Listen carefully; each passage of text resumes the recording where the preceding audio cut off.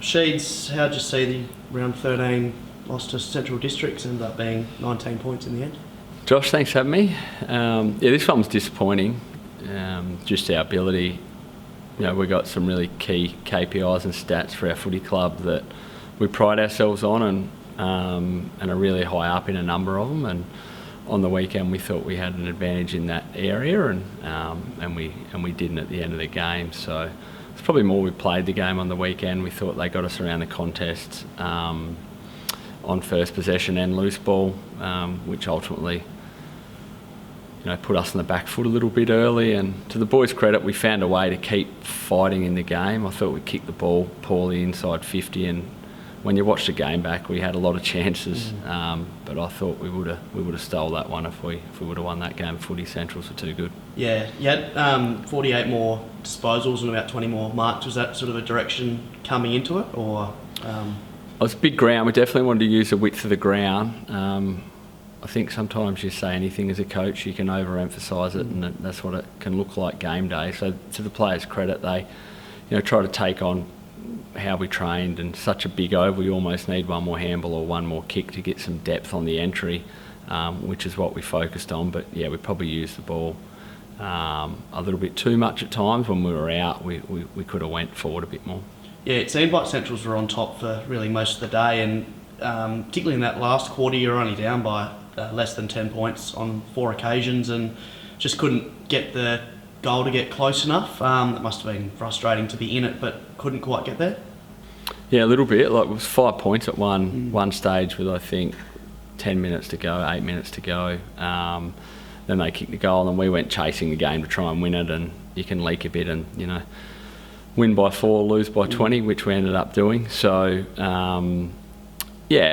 I guess the whole game was frustrating, really. And like I said, Central's controlled for most parts. It was 3 goals to 1 early, then we kicked 2 goals to get it to even at quarter time, and felt like one of them days where they'd kick a couple and then we'd get a couple back on them. But they always held that sort of 10 to 12 point buffer, and take the scoreboard out of it. We don't really look at the scoreboard. Around our key stats is where the game was disappointing on the weekend. And their pressure was really strong, and turned the ball over quite a lot as a result of that. Was that really high pressure game from them? They scored more from stoppage and turnover. We actually scored more from turnover than them on the day. But yeah, we gave them a couple of looks that we'd like to take back. But I think every club has that throughout the year, that they're continuing to work on things. But we know they're a very one-on-one. They're good.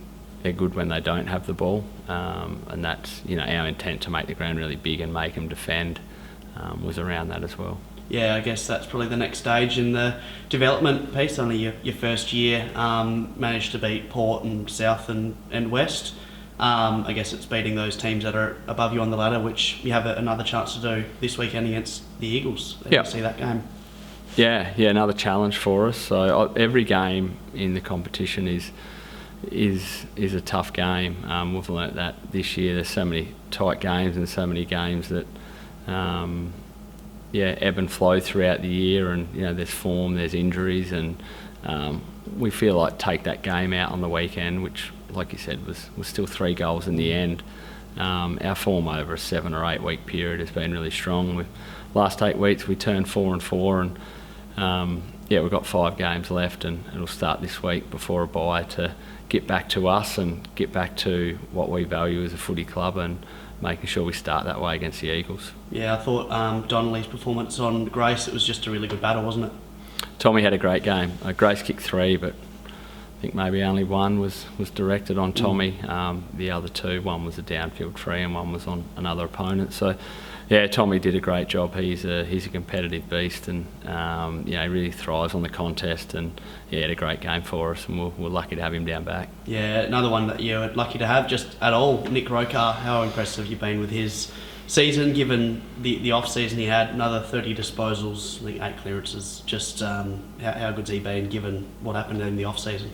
Yeah, he's been super impressive, and probably tried to play a bit of a different game than Rokes has been used to in the past, and encouraging him to drive his legs a little bit more. And he's such a powerful young man, and he's had a tremendous year, and at times when we haven't got going, he's picked us up in the midfield, and and that was a bit of the case on the weekend. Yeah, he's so strong around the contest and with his legs, and he never loses his feet. Yeah, been super impressed with him this year. Yeah, and he's had players go to him most weeks, but still he's able to fight through it. And if he's not getting it, then someone else is, whether it's Cootie or Lowy or someone else. Yeah, I feel like we're building some depth through the middle of the ground with that, spinning 5 or 6 players through there, and Nick's play a little bit forward as well, trying to add different strings to his bow as well. But yeah, I guess Nick's a competitor, and when you get tagged and you're still a competitor, you're still going to compete and find the footy, which he's been able to do. Yeah, and just finally, Indy Kotzer is a new player to the list from the Wodonga area. I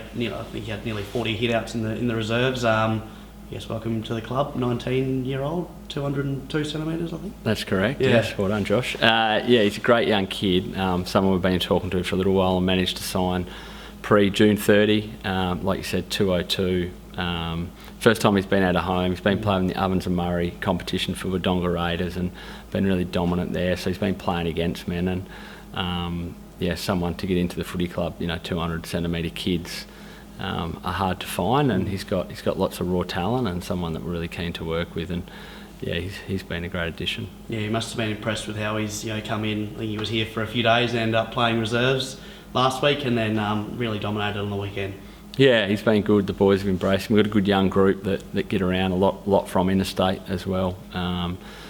Victorian kids, we've got Sydney kids, a lot of Tassie kids, as you know. So, and then a good blend of locals as well. So it's important that we all support each other and on and off the field, because a 19-year-old kid moving away from home for the first time, it's daunting, but that's what the boys are really good at as well, embracing the kids that come to the footy club. Yeah, we've got a great crop of under-18s as well. We've just won the under-18 championships, so likes of Jim Kelly and Balin O'Brien. How do you manage them sort of back half of this year, and I guess moving forward if they're still at the club and not drafted? Yeah, well, they're training with us, so the idea is now for them to train at league level and get some really quality training into them for the rest of the year. And I was here on the game on Friday night. All the state boys played really well, and they're all good young men and acquit themselves really good at the next level, and their training habits are really good. Being in a state program, they've been able to see what good training looks like and good habits, and they've brought that into the senior program, which is good. We're excited by the future for sure. Definitely. Thanks, Jade. Thanks, Josh.